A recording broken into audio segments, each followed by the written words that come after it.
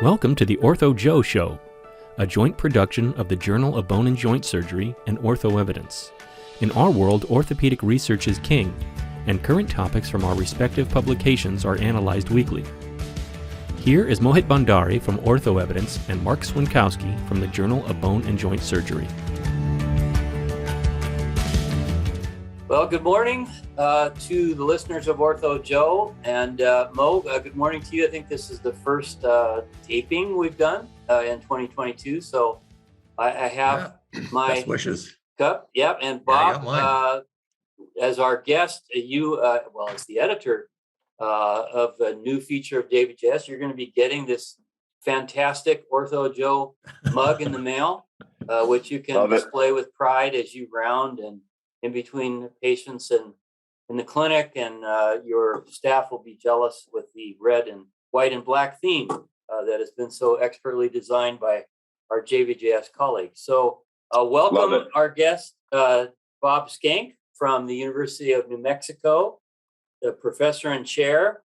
Condolences for that responsibility. Mo is the chair of surgery at McMaster, and I am the chair emeritus of orthopedic surgery at the University of Minnesota. I got out on an early release program for fulfilling all my behavioral metrics.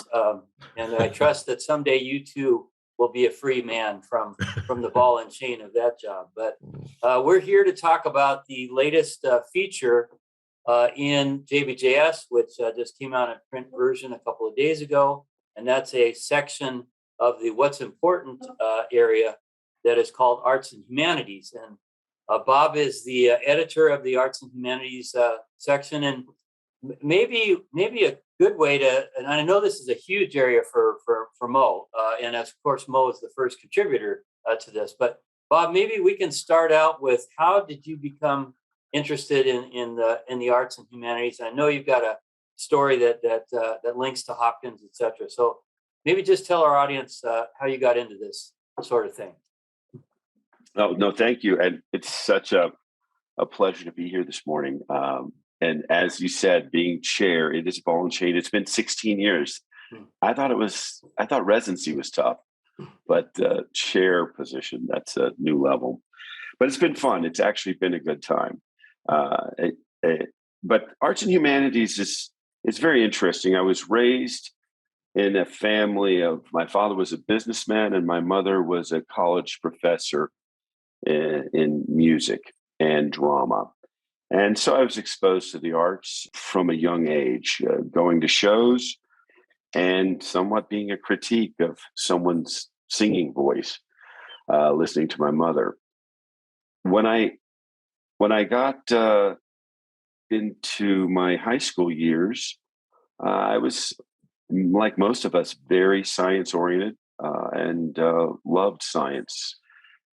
And as you all know, when you're a pre-med student, it gets to be a little bit grinding because you want to be a physician, not at all costs, but you want to be a physician. And I was at University of Colorado in the state I grew up in my sophomore year. And I noticed sort of a nice opportunity to get out of the pre-med track. And it was called a human biology program at Johns Hopkins in 1979. I applied to it and got accepted. And they must have mixed up my application with someone else. But nonetheless, I got into Hopkins and they didn't want us taking any more science on our undergraduate days on our path for like a 2.5 MD program. And you got a Bachelor of Arts. So I immersed myself in arts during those 2 years of finishing up my undergraduate degree at Hopkins, all the while getting my MD 3 years after that, and had a nice interest in art, especially drawing and writing. And like all of us, you go to med school, you do some art, and I was very fortunate to go to the Maryland Institute of Art and take a class there, and had a great interest in it. But then I was swept into orthopedics, which is one of the most lovely fields in the world. You have so much energy and interest, and it's such a phenomenal specialty. And by the time I was an assistant professor, I wanted to publish in more areas. And I'd had this background, and I came across this author. This is a very simple writer. He writes mostly autobiographical stuff at turn of the century. His name was Ralph Moody. And Ralph Moody wrote stories starting when he was 50 years old. And come to find out, when he turned 50, he had made a pact with himself. And this was in 1945 when he turned 50. He was going to have saved $50,000, be able to retire, and start writing. And so when I was a junior attending in San Antonio, I worked for Jim Heckman and Charlie Rockwood from 1990 to 2000 at the University of Texas. I made that pact with myself that when I turned 50, I'd hopefully have more than $50,000, but that I would start writing. And sure enough, that happened when I was in New Mexico. And I started writing. And I was very fortunate. University of New Mexico had an arts publication that I submitted several of my short stories and prose to. And for the audience, when you're starting out writing, it's really fascinating and probably the best avenue to write some biographical story that's interesting to you and that's interesting to other readers. I also sent many of my stories to, it sounds like Christmas Story with Ralphie's dad, BB gun. writing a story for a prize, a major prize. But there was a Southwest Writers Organization that had annual banquet and dinner here in Albuquerque. And I submitted all of my short stories there that I thought were of quality. And 4 or 5 of them won.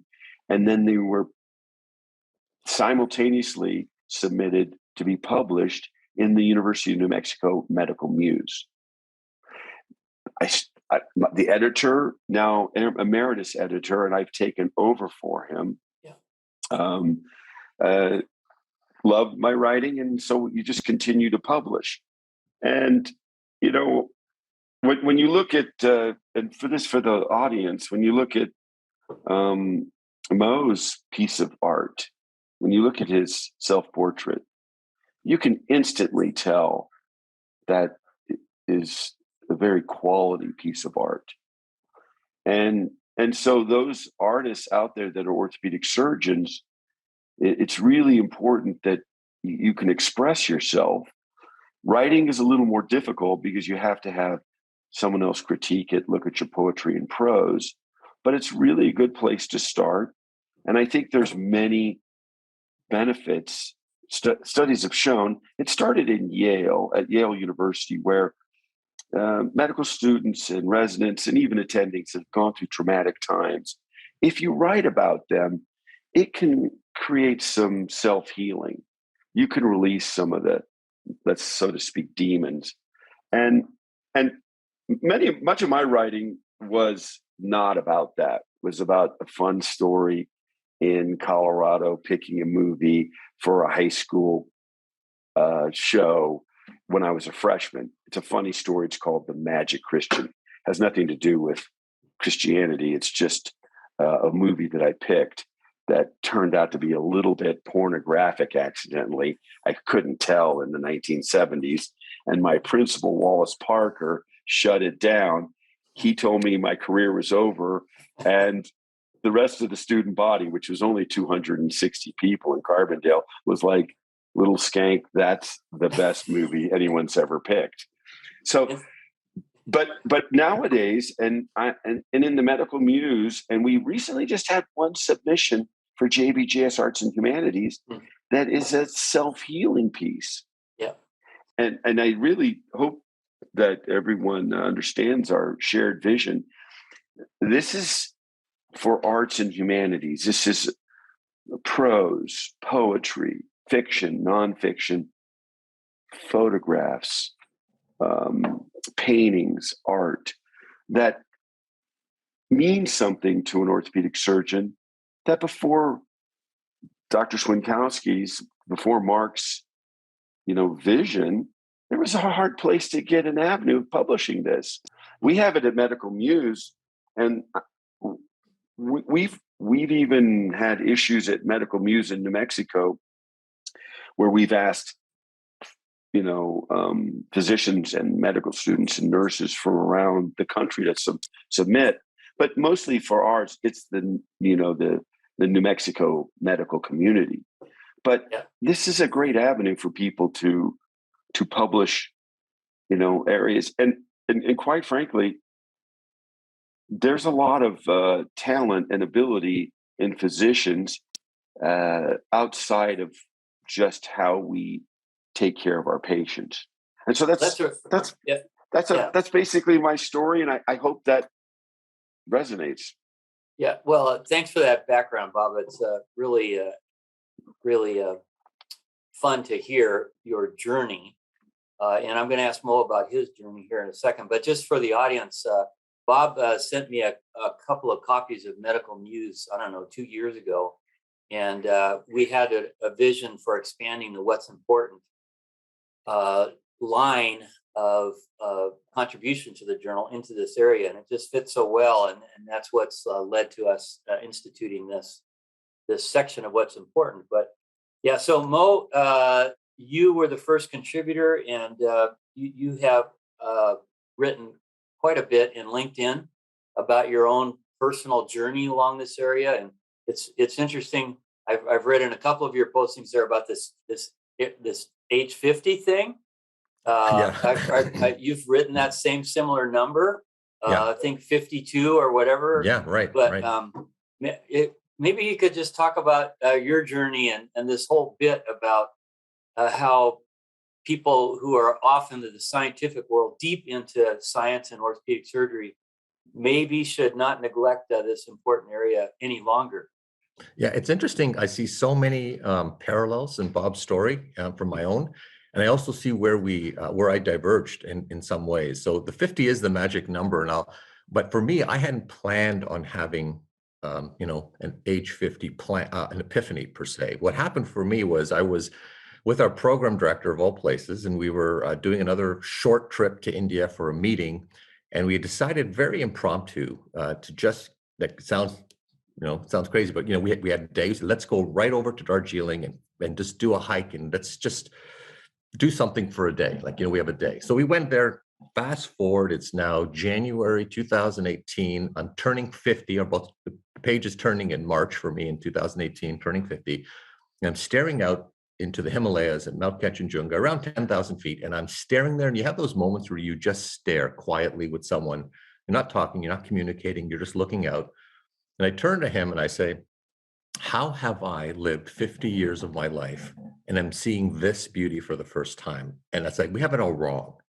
And I didn't know what that meant by meaning we have it all wrong, but I knew there was something that had to change. In that day, we went back and I said, I'm going to start doing stuff that I've always wanted to do and I've just never made time for. There's no better time like the present side of psychology. And I actually have the first sketch I did. And I actually contemplated whether I'd put that sketch into this contribution of, a look in the mirror. Because for me, it was that day, January 17th, where I got my sketchbook and I did my very first sketch. And then there's been several hundred after that, but that was the first one. And it wasn't by any means anything that I look back at now and say, wow, that's a great first sketch. It was more just, wow, look at me. I'm taking time to get back into it again. That led to me doing a ton of reading around this issue of, I can't be alone in this. I can't be. And, when you look at the literature, specifically in the area that I've been interested in research areas, at the highest level, Nobel laureates have, there's been publications about Nobel laureates being many times more likely to be musicians, many times more likely to enjoy the arts and literature, many times more likely to enjoy writing and poetry, and it goes on and on and on. And when you start looking for it, you see it everywhere, Mark. And I think for me, what rings truly with Bob's storyline is some of us know right from birth that all children are born as artists, creatives, And somehow life has a way of deferring our inner child, our inner creative spirit. And the more we can educate, encourage, and focus at all levels, and provide outlets like the JBJS in this case, for people to express that, the more I think we normalize that having additional interests outside of your core isn't a distraction. It actually makes you better at your job. That's kind of how I've been, focusing on it. And there's any number of ways we can take this conversation, but that's the gist of it. Yeah, I think this is a really, I sense that the message that you're sharing there in, reading in other areas of postings on social media, et cetera, that this is, I don't know that it's big enough to call it a movement yet within orthopedic surgery, and hopefully this project that Bob's leading and What's Important will contribute to that. But to a message to our profession to join arms and really do think about a more balanced life than just grinding out research or patient care or administrative hassles in the case of a department, the leaguer department chair, and to keep balance in one's life. And I'm hopeful, very hopeful, that the What's Important line will contribute to this. Well, if I could ask you a question, Bob, on a question that I get asked all the time is, well, you wouldn't have the luxury, Mo, of being able to paint in the afternoon and do all the things you like to do if you hadn't just spent 120 hours per week ignoring everything to get to the point where you can do it. And the argument I tell them, I say this with a great deal of regret, that I wish I had spent much more time balanced in all those, because who knows how much further I could have gone. They have a hard time believing that, Bob. And I wonder from your own experience, if you could share, at least some sort of statement to help that individual who says, well, Dr. Schenck got there because he spent so much time ignoring some of those things. Now we can have, at age 50, you can go back and change it. No, that's a great question. I think we all look back on this driven career, and those of us on chatting are a little bit of an old school, very focused academic, published 10 papers a year group. And quite frankly, 100 in most cases, Bob. Go ahead. I know 100 in most, 10 in mine. And but Mo, your point is well taken. It doesn't balance giving you an opportunity to do your art or to some interesting craft work or some release actually spills over into the rest of your world. Because my career was so, all I could do was raise children and be an orthopedic surgeon. And I still, I think, missed a couple of things with my kids that for instance, I couldn't get someone to take call for me here in New Mexico. And my son was in a semifinal football game in the state, played way south. And I couldn't make it to that. And that was probably 16 years ago, something like that. And so balance in your life, and I think the young orthopedic surgeon, we certainly teach them better than I was taught or modeled. The young orthopedic surgeon knows that balance is critical. So you're absolutely right. You need to focus on balance because it helps in so many other areas of your life, not just being able to create art. And I think when you tell the young orthopedic surgeon, you need to have balance in your life. Well, when you take a few minutes and just, to stop and smell the roses, let's use that phrase, you're going to have an opportunity to do things, including art, but that just make you a better person and certainly not create any regret for things that you may not have done that really, in all reality, you should be able to do. So your question is excellent. I think balanced is just a healthy lifestyle that you can still publish, if you want to, 100 papers a year. But it's a new message for us to tell orthopedic surgeons that it's okay to take time off. It's important to take time off to create a healthy lifestyle. And then there'll be this added benefit that you'll be traveling, your mind will release, and you'll think of an interesting poem or take a photograph, or with your skill, Mo, do a sketch that can mean a lot to other people. And so I always had the desire to create art when I was working, the many, many hours. I always had that inner desire. And I just really didn't have the time, especially when my kids were young. But it's been a really good transition for me, because as a department chair and as you have to be somewhat of a sensei for the department. That story about missing my kid's football game, and my oldest son, he's an attorney in Denver, he's a prosecutor. He's like, Mom was at the game. It's totally like he's totally I've already talked to him about it, but it's one of those things that I tell my residents that story. You make sure you have balance, because there's so many other benefits to this approach with life balance, not just art, but just a healthy lifestyle.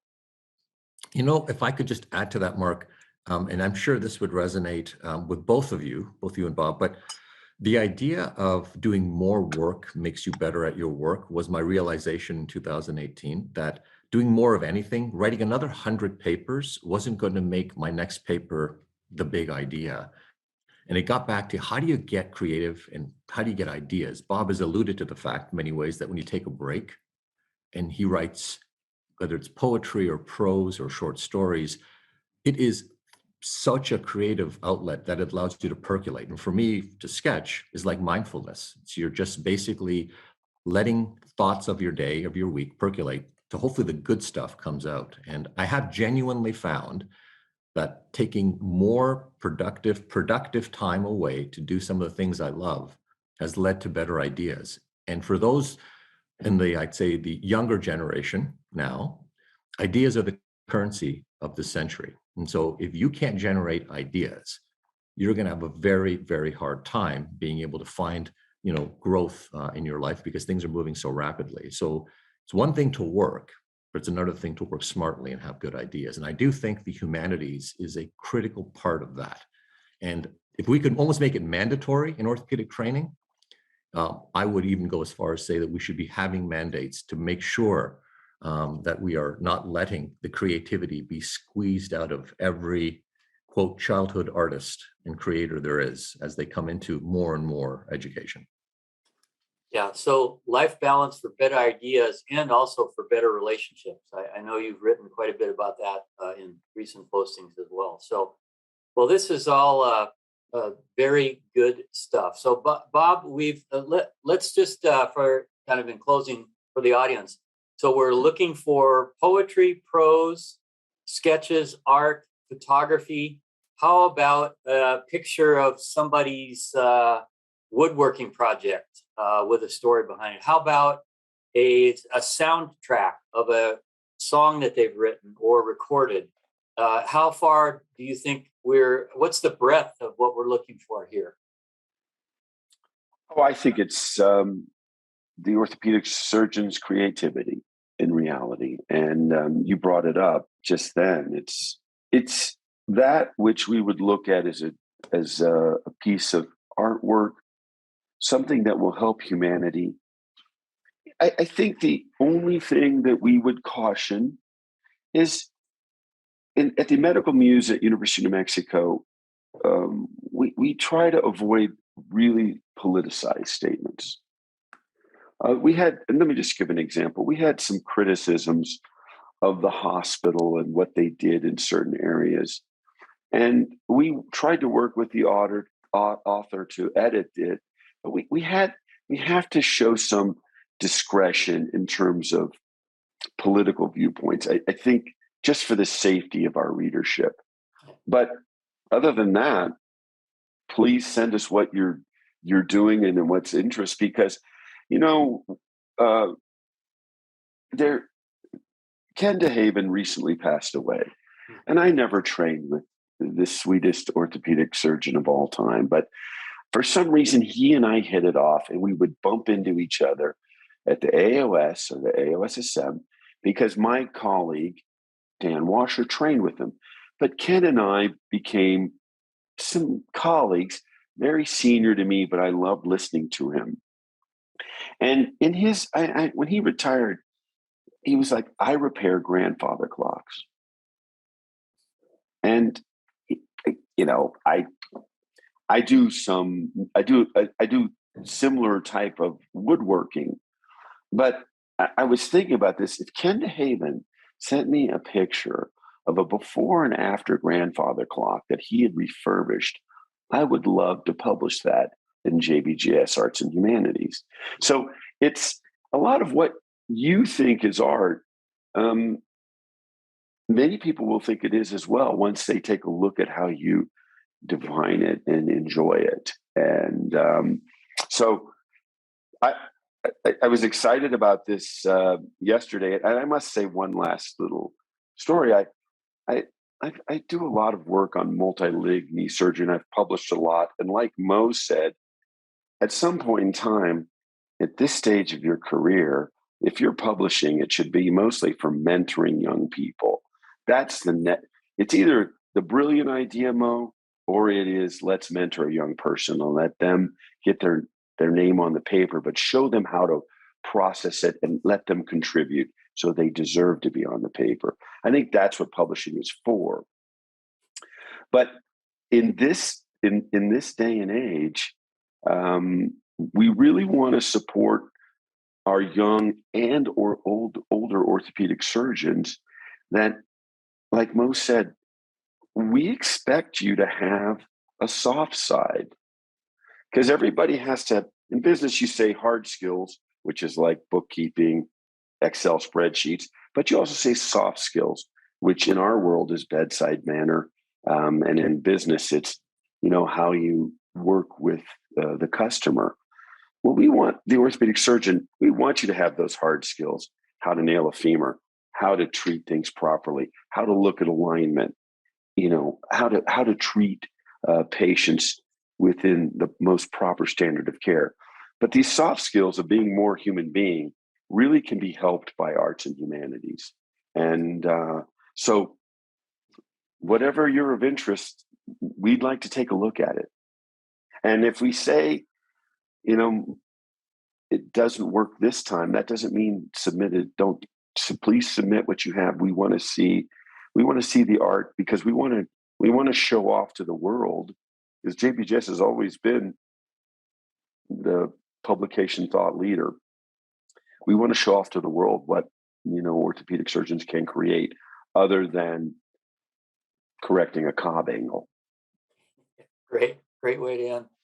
And I'm so grateful you mentioned Ken DeHaven. I actually own 4 clocks that Kenny repaired for me, and what a great man and a great example of the life well led. And so this is really important stuff, balancing one's life and spending time in reflection and paying attention to family and life's balance. So we hope that the audience will get that message, and that we'll share the message, and most importantly, that you'll send us your creative stuff to What's Important Arts and Humanities. And we look forward to an expanding program, maybe to the point where at some point we can have a separate publication a couple of times a year. But thanks so much, Bob, for taking on this job and for spending the time this morning. And Mo, thanks for that wonderful first contribution and all of the leadership that you are providing for our community in this area. So have a good day, gentlemen. And Bob, your Ortho Joe Cup will be in the mail soon. And I love it. Thank you. It's a real pleasure being with you both. And Mo, thank you for your lovely comments and your great contribution. And wish you all a great Tuesday. Until next time. Yeah, until next time, everyone. Thanks so much. Bye-bye.